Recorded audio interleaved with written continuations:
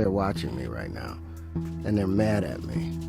I was, needless to say, devastated and really shaken to my core when I first heard this news. And I spoke to all the girls personally, and I encouraged all of them, any of them who had actually been harmed, to please come forward. She was so freaking mean to me. I was in shock. Do you take responsibility for the situation that you're in right now? 100%. 100%? 100%. I couldn't believe it because I loved her so much. I admired her and looked up to her. And she pretty much reprimanded me. Oprah's been the queen of TV for decades. But what if I told you her image has been hiding some deep secrets? Allegations that could shatter everything you thought you knew about her. From blackballing famous artists to running a scandal-ridden school in South Africa, today we're diving deep into the shocking truth behind Oprah's scandals. Trust me, you won't want to miss this one. Back in 2007, Oprah opened her much-talked-about school for girls in South Africa. She called it a dream come true for these girls who had nothing, giving them an opportunity for education and a better life. Sounds great, right? But what happened next? Well, it wasn't all sunshine and rainbows. Some of the teachers allegedly were abusing students. And we're not talking about just one or two cases. There were multiple, and it shook the entire nation. Oprah, being Oprah, flew to South Africa to apologize in person.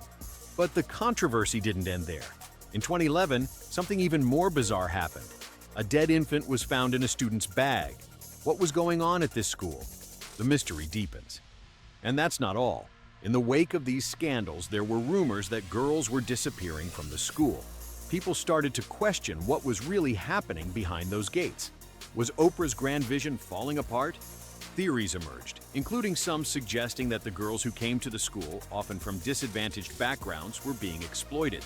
Oprah herself has always remained tight-lipped about the full details of these allegations, but the questions have never gone away. Oprah Winfrey has had a lot of controversy around her African school for girls, with huge conspiracy theories starting that these girls were going missing from Oprah's school. All of these theories started shortly after Oprah opened her school in 2007, and the matriarch of that school was charged with essay of 7 different girls.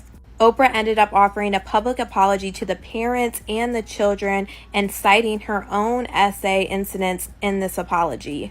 But the matriarch would then be found not guilty of these crimes. But then it shocked the nation because shortly after this, Oprah's school was hit with another essay allegation. 7 students were suspended for harassing and fondling classmates. And a lot of people thought that this stemmed from the very first incident because why would these children be acting like this? And the rumors started swirling after this point because they just didn't understand how these things could happen so close to one another.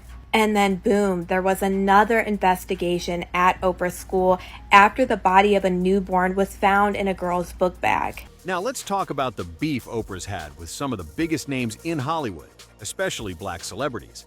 If you've been following the drama, you know that people like Terrence Howard, 50 Cent, and Monique have all spoken out about Oprah's shady tactics in the industry. And it's not just hearsay. There's a pattern here that seems to point to Oprah pulling some serious strings behind the scenes. Let's start with Terrence Howard. This is someone Oprah has worked with before, right? They both starred in The Butler, and it was reported that the two had great chemistry on set. But behind the scenes, things were far from friendly. Allegedly, after Oprah tried to meddle with his career and tarnish his reputation, Terrence didn't hesitate to speak out. It's not just the tension on The Butler that caused the fallout. Oprah's reputation for undermining black talent was too much for him to ignore. And then there's 50 Cent. The rapper and businessman has never been shy about calling out people in power, and Oprah's no exception. According to 50, Oprah tried to blacklist him after his rise to fame. Back when he was on the come-up, 50 sought out Oprah for an interview to clean up his image. He wanted to prove to the world that he was more than just a gangster rapper. Oprah, however, allegedly humiliated him on air, catering more to her mostly white audience and casting him as the villain. So, what did 50 do? He turned the tables on Oprah, using his platform to call her out. It's my grandmother's home. I came out like 12 o'clock in the afternoon, May 24th. She was bent over, actually planting flowers in the garden, and I walked over here to sit in the actual vehicle that my friend was waiting for me in, and the car pulled up. on the side of us. A guy got out the passenger seat of that car, came around behind it, and shot through the actual car. What does it feel like to be shot? Is it a physical feeling? Yeah, it doesn't hurt as much as people imagine it hurts because of your adrenaline and how the shock of what's actually going on. It hurts after. Did you feel the first one or the ninth one? I don't even know. I didn't know my legs were broke. Really? When I tried to get out the car at the hospital, both of my legs were broke. Like I broken 3 places on this side and then. Where were you shot? In my hands, my legs several times, like 5 times in my hands, and then in my legs, and then in my face. Yeah, so when going through that experience, when you get hurt that bad, either your fear consumes you or you become a bit insensitive.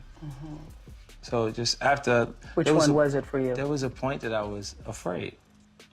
Afraid? Yeah, following that, actually being shot, it was like I was afraid because everybody involved in the situation was still physically available to again. do the part too. Yes. Yeah, to just do it again. And then it was like, I got tired of, in the recovery process, I got tired of being afraid. And then the only way that I could, like, to cover those emotions were to be a little more aggressive. And insensitive. Yeah, and to be angry about the situation opposed to dealing with how I was actually feeling at that point. And how were you actually feeling? the physical part hurt, and there was confusion because you hurt afterwards. You don't hurt for the immediate. Yeah, after you know you're gonna be fine, it really starts hurting. You know what I mean? Like the doctor tell you you're good, then it's just really bones aching. You feel like you got a headache in your hip, middle of your body, and then it's like, I know I'm gonna be fine, but it hurts so bad. Did you ever find out who did it? Yeah, I knew who did it shortly after. Yeah. Yeah. And they are now where? Oh, the guy who actually shot is dead. And the guy who paid him and got life in jail. Got life in jail. Favorite meal for him? When he was growing up, his favorite food was pork and beans and Franks. Really? You still like them? Yeah, it was the fastest. Speaking of Terrence, this one's wild. Before all the drama, they were actually really close, starring together in The Butler. There were rumors of an affair, with both stars commenting on their steamy scenes. Terrence even made some pretty bold comments about Oprah's physical appearance. To be able to make out with Oprah, to have love scenes with her and those tiggle bitties. I mean, she's such a lovely, voluptuous woman. So being able to, she's very, very, very beautiful. And that was wonderful. That was wonderful. So I would have loved to have been rolling in the sheets with Terrence. I'd have liked to give that a try one afternoon. But that's not all. Allegedly, after Oprah's actions started to affect his career, Terrence turned on Oprah, speaking out about her shady dealings in Hollywood. He wasn't the only one. Another actor who had a falling out with Oprah was enter Monique. We all know the story. Monique was nominated for an Oscar for her role in Precious, but she wasn't able to get the career momentum she deserved after the award. Why? According to Monique, Oprah, along with Tyler Perry and Lee Daniels, actively blackballed her for refusing to do press for Precious without getting paid. Monique made this known publicly, and it sparked a massive feud between her and Oprah. Monique felt betrayed, and Oprah, as always, remained silent. Or, at least, that's how it seemed on the outside.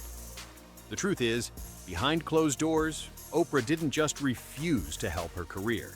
She allegedly tried to put her down in front of others in the industry. It didn't stop there. Monique was left without any support from the major players in Hollywood, and Oprah's silence only made matters worse. 50 Cent, though, was the first person to step up and defend Monique. He called out Oprah, Tyler, and Lee, demanding that they apologize. 50's support helped Monique get back into the spotlight in her own way, but the scars from her feud with Oprah ran deep. Now, back to 50 Cent. This guy doesn't hold back. After being disrespected by Oprah, he didn't just sit quietly. He went public, calling Oprah out for only caring about her audience of older white women and having a biased perspective on hip-hop culture. The drama got so bad that 50 even used the term black on the outside, white on the inside, which caused even more tension in their already rocky relationship. But 50 wasn't the only one to make accusations about Oprah's approach to black artists. Ludacris, another huge name in hip-hop, also had his own falling out with Oprah, citing how she disrespected him during a press interview and left out his responses when editing the footage. These kinds of behind-the-scenes power struggles are why so many people, including celebrities, feel that Oprah may not be as innocent as she seems. That she had made about, I was there for Crash, for the movie. Yeah. And basically she said something about not agreeing with my music, but she thought I did great in the movie. And of course I was up there with the whole cast of Crash. And so I didn't necessarily feel like that needed to be said. You didn't agree with my music. And even if you don't agree with certain songs I made, say you don't agree with certain songs, don't say you just don't agree with all of my music. Right. She was able to say what she said, and then I had my rebuttal, and when I saw the final show, her comments were in there. Right, was in there, but yours wasn't in there. And mine weren't in there, so it just looked like I kind of took it. Wow. Like it was just quiet and didn't Are say you a nothing. yes man? Then, there's the story about Dave Chappelle. After walking away from his $50 million Comedy Central deal, rumors spread that Comedy Central had tried to silence him, possibly even to the point of trying to have him eliminated.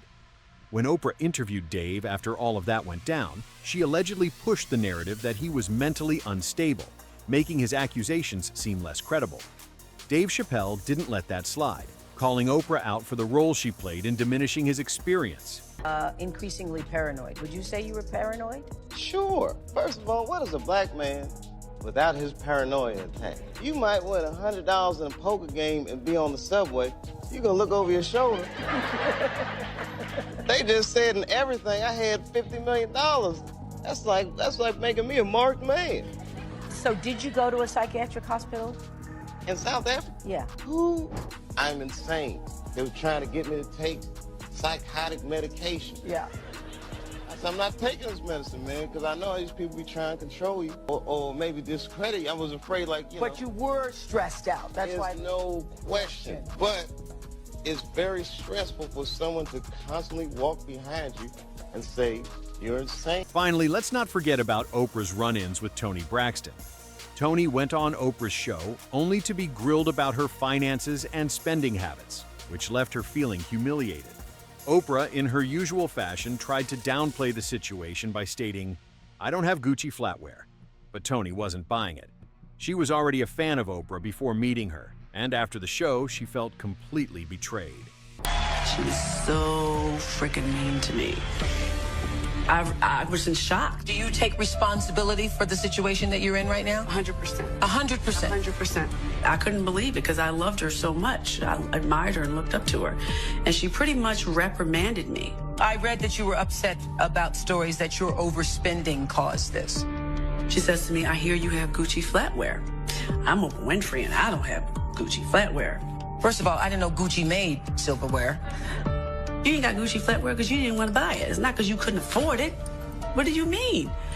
And immediately, she made me feel this big. This big. So, with all this drama surrounding Oprah's career and the countless allegations that keep popping up, it's clear that no one is safe from her power. But is this the end for Oprah? Are we seeing the cracks in the empire she built? What do you think? Is Oprah's empire crumbling, or is this just more gossip trying to tear down a legend? With all these controversies stacking up against her, it's hard to say. But I want to hear your thoughts on all of this. Do you think Oprah is really as powerful as she appears? Or is this just the beginning of her downfall? Drop your thoughts in the comments section below. And if you're into the messy side of Hollywood, don't forget to hit that subscribe button and watch the next video for more juicy details. You don't want to miss what's coming up next. See you in the next one.